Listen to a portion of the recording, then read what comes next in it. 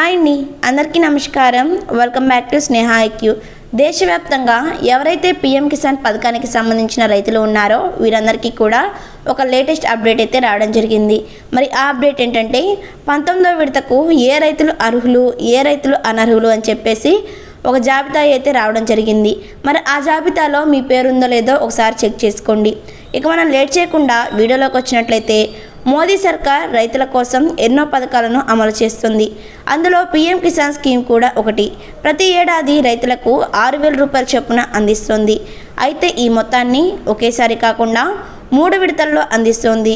విడతకు 2,000 రూపాయల చొప్పున రైతుల ఖాతాల్లో జమ చేస్తుంది మన కేంద్ర ప్రభుత్వం. రైతులతో సహా సమాజంలోని పెద్ద వర్గానికి ప్రయోజనం చేకూరుతుంది. భారత ప్రభుత్వం అనేక పథకాలను అమలు చేస్తుంది. రాష్ట్రంలో అర్హులైన రైతులకు ఆర్థిక సహాయం అందించే ప్రధానమంత్రి కిసాన్ సమ్మాన్ నిధి యోజన ఒకటి. ఈ పథకం కింద అర్హులైన రైతులు సంవత్సరానికి 3 సార్లు 2,000 రూపాయలు పొందుతున్నారు. మీరు ఈ పథకంలో చేరాలంటే దరఖాస్తు చేసుకోవచ్చు. అయితే ఈ పథకం కింద అందించే 19వ విడతకు అర్హులు కాదా అని తెలుసుకోవడానికి చాలా ముఖ్యం.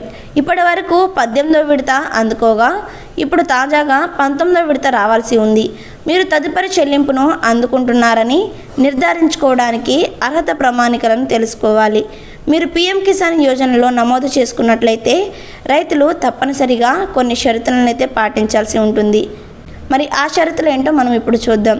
నెంబర్ 1, పథకంలో నమోదు చేసుకున్న తర్వాత ఈకేవైసీని పూర్తి చేయడం తప్పనిసరి.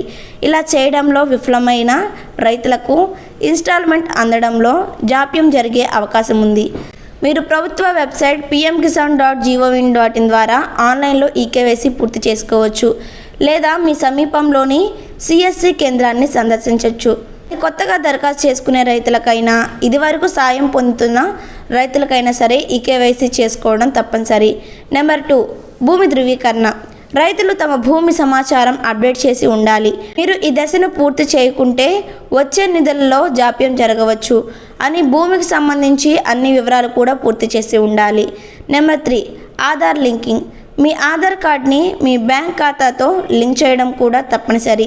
ఇన్స్టాల్మెంట్ అర్హతను నిర్ధారించుకోవడానికి మీ బ్రాంచ్ని సందర్శించి లింకింగ్ ప్రక్రియ పూర్తి చేయండి.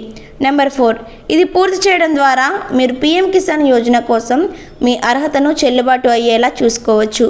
అలాగే రాబోయే 19వ విడతలో ఏవైనా సమస్యలు ఉంటే నివారించవచ్చు.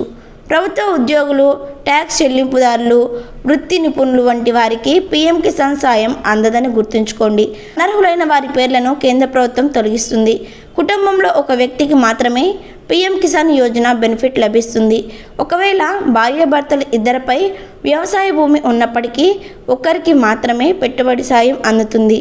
సో చూసారు కదా వ్యూవర్స్, ఇలాంటి ఇన్ఫర్మేషన్ వీడియోస్ కోసం వెంటనే మన స్నేహ ఐక్యూ ఛానల్ని సబ్స్క్రైబ్ చేసుకోండి. వీడియో నచ్చితే తప్పకుండా లైక్ చేయండి. ఈ వీడియో మీద మీ అభిప్రాయం కామెంట్ చేయండి. Thanks for watching.